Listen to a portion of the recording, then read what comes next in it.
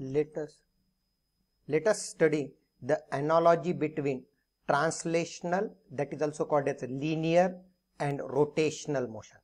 So this is the analogy between translational and rotational as well as the circular motion. So student, you have studied about the translational motion and the various types of chapters and the problems in the earlier class. Now here we are going to study about the rotational motion. Actually, the application of translational motion equation is similar to the rotational motion equation. So only the thing is that the motion is rotating or circular. So what are the similarities? Let us study. So these are the quantities, these are the symbol with formulae.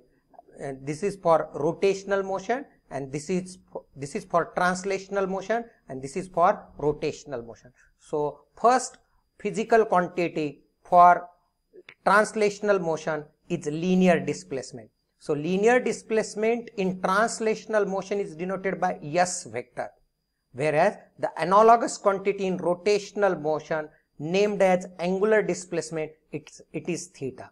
So in linear motion, linear displacement is S. In rotational motion, angular displacement is theta. What is the relation between S and theta? S equal to R theta.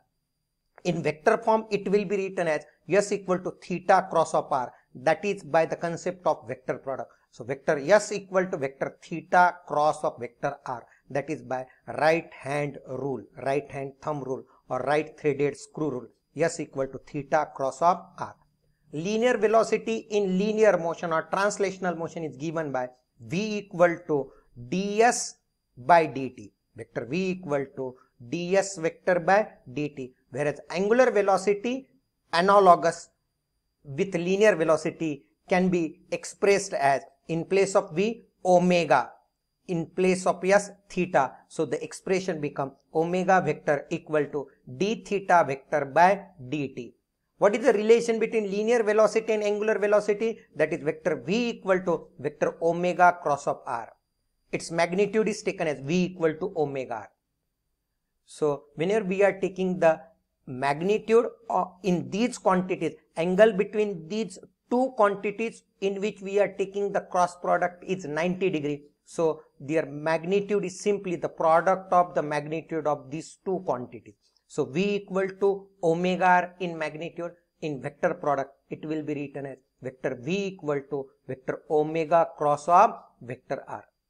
Omega is d theta by dt. Now relation between linear acceleration and angular acceleration. Linear acceleration is dv by dt, whereas angular acceleration is alpha equal to d omega by dt. So linear acceleration is a equal to dv by dt, angular acceleration is d omega by dt. What is the relation between a and alpha? That is a equal to alpha cross of r. Here slight mistake. A equal to alpha cross of r. This is a vector. A equal to alpha cross of r. So actually these relations can be obtained like this. Here S equal to theta cross of r.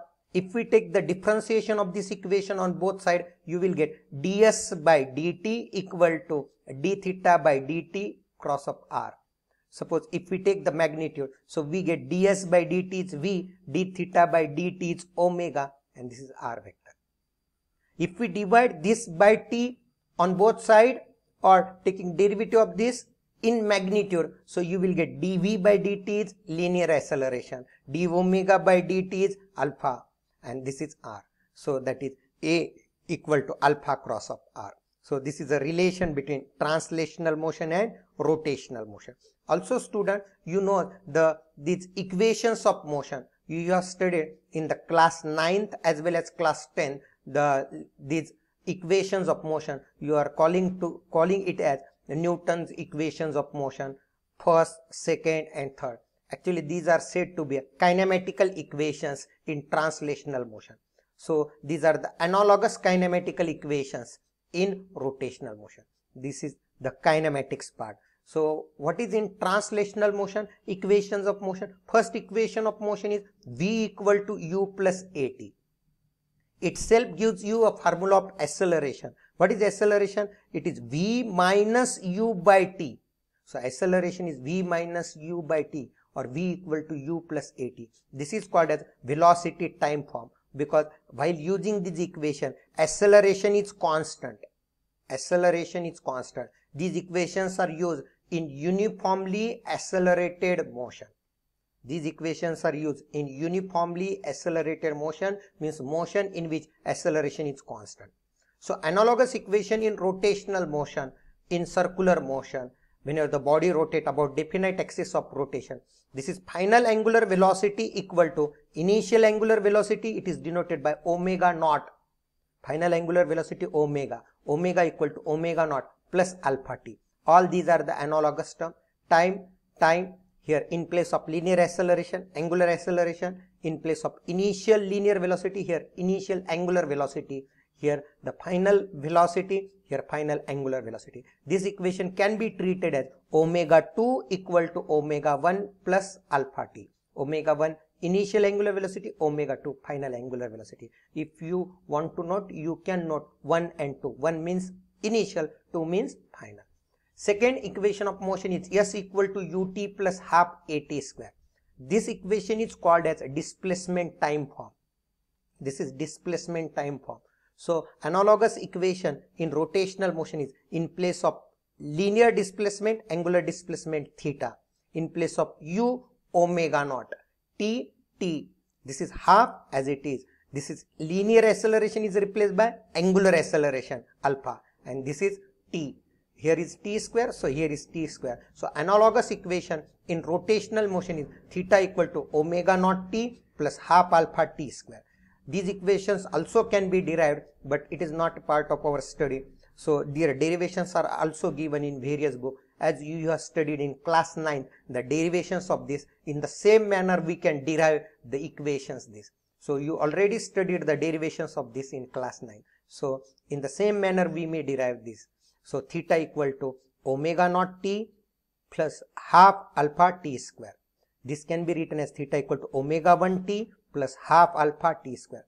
If alpha is 0, that is a case of uniform rotational motion. If alpha is 0, like fan is moving with a constant speed, then alpha will be 0.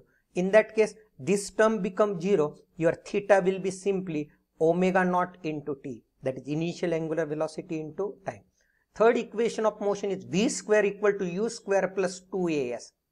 This equation is called as velocity displacement form. The analogous equation in rotational motion or circular motion is omega square is equal to omega naught square plus 2 alpha theta. See here, in place of s, theta, in place of a, alpha, in place of u, here omega naught, in place of v, here is omega. So omega square is equal to omega naught square plus 2 alpha theta. So these are the equations of motion in case of rotational motion or circular motion. These are the equations of motion in translational motion. Let us study one problem based on this. These are somewhat your class level problem, means as you are in the class 12. So this is 12th level problem, student. A fan is rotating at 90 RPM.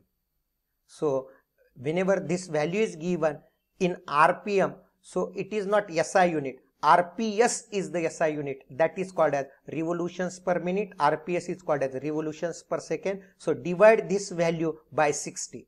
When you divide by 60, because 1 minute equal to 60 seconds. So that will give you in SI system revolutions per second. So we are substituting 1 minute equal to 60 seconds. It is then switched off. So this is initial angular velocity, initial frequency, that is n naught. So it is then switched off, means it is a case of retardation. It stops after 21 revolutions. It stops after completing the 21 revolutions.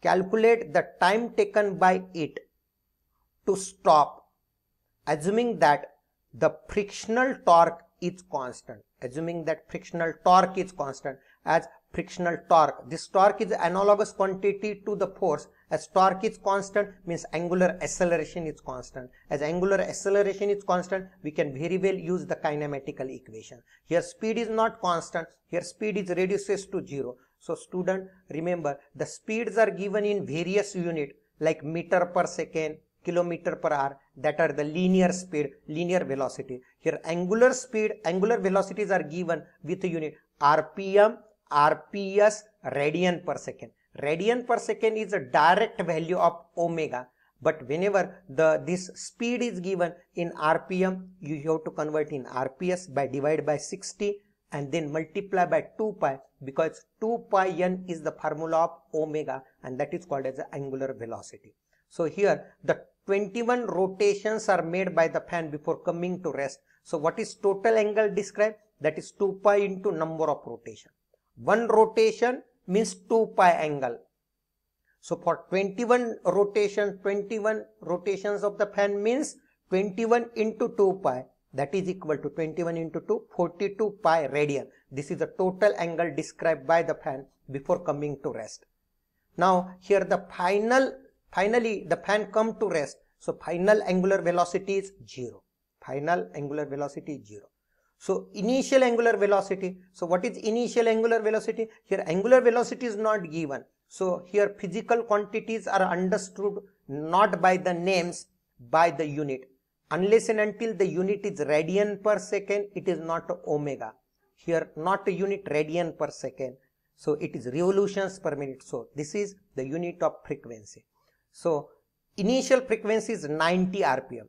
So divide by 60. When you divide by 60, 90 by 60, it is 3 by 2. 3 by 2 is 1.5 RPS. So initial frequency is 1.5 revolutions per second. So what is initial angular velocity? That is omega 1 or omega naught. So that is 2 pi into n naught. So what is n naught? N naught is 1.5. 1.5 into 2, that is 3 pi. And this omega naught unit or omega unit is radian per second. So initial angular velocity is 3 pi radian per second. Now here we have to calculate how much time taken by the fan before coming to rest. In the question itself, here the words are used constant frictional torque, means constant angular acceleration. You are not now till knows what is torque and all this, but torque is analogous to force. So let us apply the equation of alpha. So what is alpha? So alpha will be obtained to you from the first kinematical equation as well as third kinematical equation. From first kinematical equation, what is the alpha? It is omega minus omega naught by t. This is by using the first equation of motion in rotational motion. Alpha is omega minus omega naught by t. By using this, you will get the relation between time and alpha. But we are unknown about the alpha. We have to no doubt calculate the time. So how we can write the alpha? Alpha also can be written by the third kinematical equation as omega square minus omega naught square by 2 theta. This is the arrangement by using the first equation. This is the arrangement of the alpha term by using the third equation of motion, that is omega square minus omega naught square by 2 theta. So now whenever you split this, so its expansion will be a square minus b square, a plus b, a minus b. So omega minus omega naught get cancelled. Here will be term omega plus omega naught divided by 2 theta, and here it will be 1 by, that is this term may get cancelled. Here the values are substituted. So like this also you can solve. So final angular velocity is 0 minus initial angular velocity is 3 pi divided by t. Here final angular velocity is 0. Initial angular velocity is 3 pi whole square. Substituting the values. Here 2 into total angle described is 42 pi. You may solve this. On solving this, you will get the time value. If you want to simplify here itself, you may simplify. So by any way, you may get the answer. Here time value is 28 seconds.